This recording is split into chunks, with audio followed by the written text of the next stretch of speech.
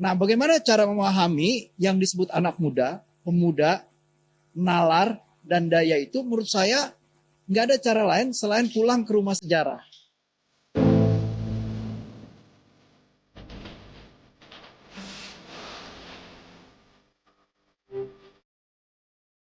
Seperti menyiratkan suatu krisis ya. Karena bicara tentang anak muda, tapi temanya bernalar dan berdaya. Pasti untuk urusan bernalar itu nggak akan dibicarakan, urusan berdaya nggak akan dibicarakan, dan anak muda nggak akan diberdayakan kalau misalnya nggak ada krisis.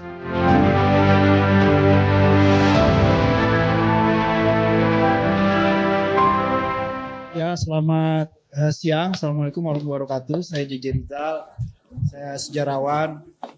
Saya senang main sepeda. Beberapa waktu lalu saya main sepeda jatuh, 3 gigi saya tanggal. Jadi harus menjalani operasi implan gigi dan 3 kali sehari harus minum obat. Obatnya ada 5. Jadi habis makan siang tadi itu salah satu waktu saya minum obat. Jadi saya mohon maaf kalau saya nanti ngomongnya ngaco, saya di bawah pengaruh obat. Itu dulu ya. Oke, yang kedua adalah menurut saya undangan di sini itu seperti menyiratkan suatu krisis ya. Karena bicara tentang anak muda, tapi temanya bernalar dan berdaya. Pasti untuk urusan bernalar itu nggak akan dibicarakan, urusan berdaya nggak akan dibicarakan, dan anak muda nggak akan diberdayakan kalau misalnya nggak ada krisis. Nah, ini persoalan besar kalau kita bicara nalar, kalau kita bicara berdaya dan kita ngomong pemuda, hari ini tuh definisinya rumit. Karena hampir semua definisi dari politik sampai budaya udah ditekuk-tekuk, nggak kelihatan bentuknya, dan nggak akan kita pahami lagi sebenarnya definisi yang betul seperti apa. Nah, bagaimana cara memahami yang disebut anak muda, pemuda, nalar, dan daya itu menurut saya nggak ada cara lain selain pulang ke rumah sejarah. Ya, pertanyaannya adalah pemuda itu definisi yang dibuat oleh sejarah. Dan kenapa kita begitu dalam situasi krisis terus selalu bicara dan ingat pemuda? Nggak ada obat lain kalau ada krisis, ya jawabannya pemuda. Orang yang paling tahu persoalan dan jawaban atas krisis ini pemuda adalah penguasa. Makanya pimpinan kekuasaan hari ini ngajuin anak-anak muda, tapi pertanyaannya apakah dia pemuda? Nah, ya kan? Ini jadi persoalan besar. Karena apa? Karena definisi pemuda jadi rusak. Apakah pemuda seperti putra hamba Allah itu? Nah, itu pertanyaan. Ya kan? Kedua putranya, apa itu pemuda? Nah, jadi cara mencari definisi pemuda, belum nalar dan dayanya ya, baru pemudanya ya. Kita paling fair, paling beres, paling benar itu harus pulang ke rumah sejarah. Kapan pemuda muncul? Di awal abad 20, ketika gagasan Indonesia itu dibentuk. Siapa yang bentuk itu? Para pemuda di awal abad 20. Tiap tahun itu kita merayakan Hari Kebangkitan Nasional. Tapi kita ngeliat gambar yang sangat tua, peristiwa yang sangat tua. Karena apa? Karena kita tidak pernah masuk ke rumah sejarah dan berusaha hidup di dalam ruang dan waktu mereka. Waktu mereka di awal abad 20. Waktu mereka umurnya masih ada yang belasan. Orang seperti Semaun umur 14 mulai aktif di serikat buruh. Ya, orang seperti Hatta baru 25-an aktif di perhimpunan Indonesia yang sebelum namanya Indis Perenihing dan diubah sama dia karena ada gejolak yang besar. Perkembangan nalar yang menuntut daya hantam yang jauh lebih besar karena mereka nggak percaya dan nggak beres. Merasa ada sesuatu yang nggak beres. Ini kan nalar namanya kan. Nalar itu kalkulasi, hitung-hitungan. Tapi hitung-hitungannya bukan gue dapat berapa, gue dapat jabatan apa. Tapi apa yang mesti gue lakukan untuk mengubah sesuatu yang nggak bernalar. Nggak bernalar, kalau dikalkulasi ini nggak beres begitu. Nah, hari ini kan nalar itu masih tetap sifatnya matematis. Tapi hitungannya adalah gue dapat berapa. Bukan lagi apa yang kita perjuangkan. Nah, nalar itu urusan pemikiran. Pemikiran itu Garisnya adalah ideologi. Ideologi itu dasar dari politik. Politik itu transaksi ide. Ya. Politik yang sehat itu akan mentransaksikan ide dengan basis ideologi. Nah, makanya di awal abad 20 pemuda-pemuda ini disebut sebagai pemuda masa the age of identity, the age of ideology. Jadi yang pemuda nggak punya ideologi itu bukan pemuda. Dia muda badannya, umurnya, tapi jongkok pikirannya. Hari ini banyak ya yang kayak gitu. Muda-muda, tapi pikirannya tuh jongkok, dekaden. Nah, di awal abad 20, problem terbesarnya adalah menarik garis antara yang pemuda beneran dan pemuda gadungan. Ada loh pemuda gadungan. Kalian kan bisa lihat hari ini banyak pemuda gadungan. Di sebuah acara podcast, tiba-tiba ada Asian value. Dia nggak ngerti value, dia nggak ngerti Asian. Kasian sih menurut gue, karena nggak ada value-nya gitu kan. Nah ini banyak pemuda yang kayak gini hari ini, dan cilakanya mereka punya kekuasaan dalam aneka level. Nah ini harus kalian ikut dalam sejarah, tarik garis.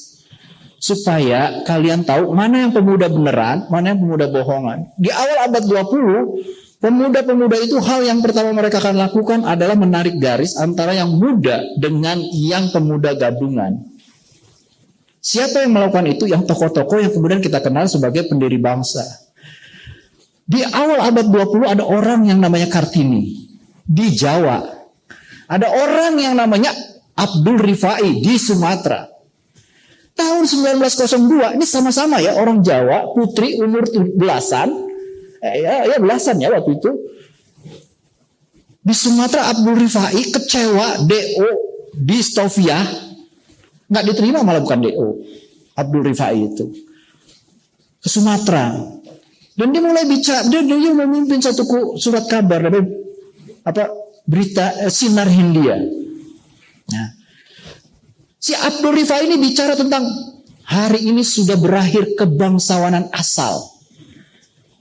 Kebangsawanan hari ini adalah kebangsawanan pikiran, kebangsawanan budi, kebangsawanan jiwa. Dilala di Jawa, Kartini ngomong yang sama dalam surat-suratnya. Hari ini dia anak priayi kan, ya di Rembang, Jeporo, di Jepara. Dia ngomong hal yang sama. Hari ini kebangsawanan asal, maksudnya kebangsawanan darah, keturunan. Ya, itu sudah berakhir karena hari ini tugas kebangsawanan baru kita ada kebangsawanan pikiran, kebangsawanan jiwa, kebangsawanan budi. Kata yang terakhir ini oleh bangsawan-bangsawan itu diikuti. Satu generasi lebih muda dari Kartini. Siapa mereka? Namanya Suwardi Suryaningrat. Namanya siapa mereka? Cipto Mangunkusumo. Satu lagi Sutomo. Kayaknya kita bangsawan ini mesti ngurusin budi untuk menarik garis antara bukan hanya muda, tapi gagasan yang membuat kondisi Jawa. Waktu itu masih ngomong Jawa, walaupun ngomongnya ini sebenarnya gagasan sebuah bangsa yang sedang digagas yang baru gitu ya. Tapi mereka masih ngomong Jawa. Kita harus membuat Jawa yang baru, dalam tanda petik bangsa yang baru, yang bisa mengatasi persoalan ini semua, ya, maka ditariklah garis itu antara yang berbudi, ya, ada yang berbudi dan tidak berbudi, antara yang kebangsawanan asal dengan kebangsawanan pikiran. Hal pertama yang mereka lakukan apa? Bunuh diri kelas. Bunuh diri kelas. Mereka meninggalkan seluruh kesempatan yang dijanjikan oleh posisi kepriaian mereka, ya. Dan posisi mereka sebagai bagian dari struktur birokrasi kolonial. Kalau mereka selesai sekolah, mereka akan langsung menjadi bagian dari dunia kolonial. Mereka menolak itu. Saya bikin organisasi yang namanya Budi Utama. Nah, itu menjelaskan.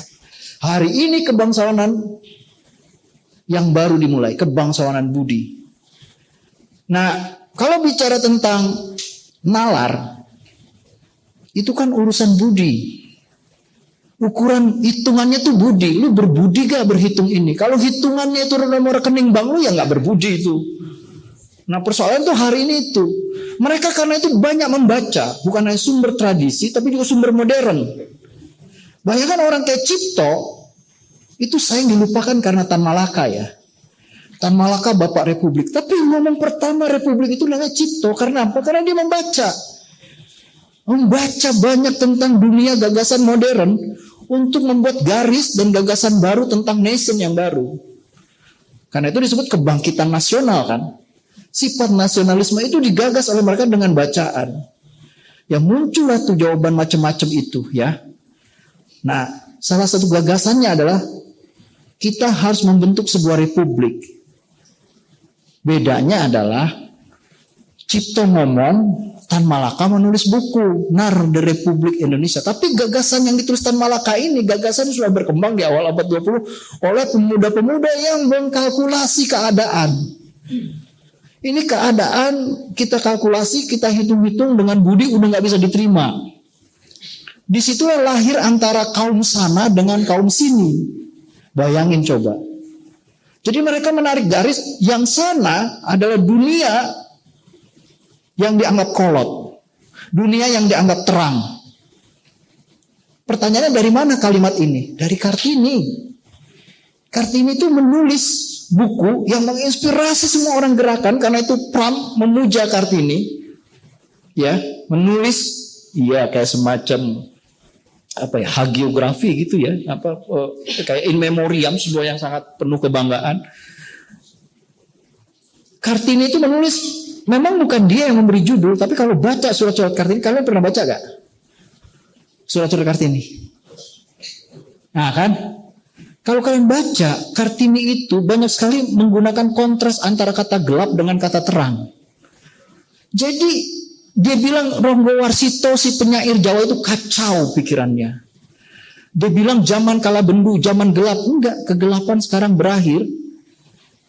Telah muncul fajar baru, matahari baru, habis gelap terbitlah terang, katanya gitu loh kata Kartini.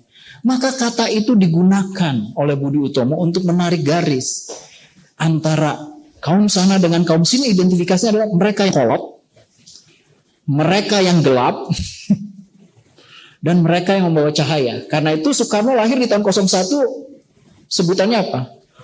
Putra Sang Fajar. Seluruh surat kabar di awal abad 20 menggunakan kata apa? Api, nyala, obor, semua pakai kias cahaya. Karena apa? Karena ada kegelapan. Itu kalkulasinya, itu nalarnya. Pertanyaannya, kalian sekarang punya nalar nggak? Punya kalkulasi nggak? Apa garisan kalian untuk nalar kalian? Budi atau nomor rekening bank?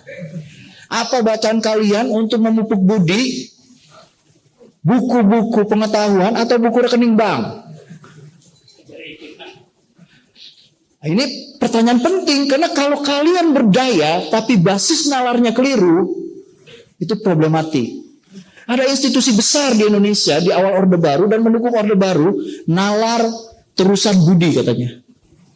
Prinsipnya di dalam plakat mereka, namanya CSIS. Apa hasilnya? Kegelapan. Zaman gelap. Jadi kalian harus ngomong nalar. Kalau ngomong pemuda, kalian harus pulang ke rumah sejarah dan belajar dari awal abad 20 supaya punya mistar.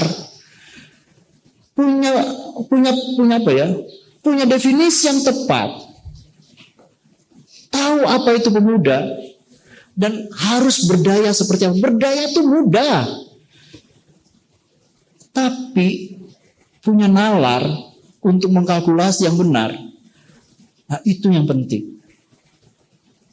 Itu yang sangat penting. Karena apa? Karena pemuda bisa bernalar, tapi kalau nalarnya lari dari sejarah, maka menurut saya dia akan kehilangan arah. Dia bukan akan menolong Indonesia dari krisis, dia akan menambah Indonesia masuk jurang krisis yang sangat dalam. Nalar inilah yang hari ini kita lihat. Nalar yang ditekuk oleh kekuasaan menggunakan pemuda, muda badannya, muda umurnya, jompo pikirannya, dekaden perilakunya. Jadi sekali lagi, kalau hari ini obrolannya adalah soal bernalar berdaya, saya pikir ada krisis. Kalau orang ngerasa ada krisis, artinya ada kesadaran. Mau insaf, artinya ada modal untuk insaf. Baguslah kalian mau insaf. Terima kasih.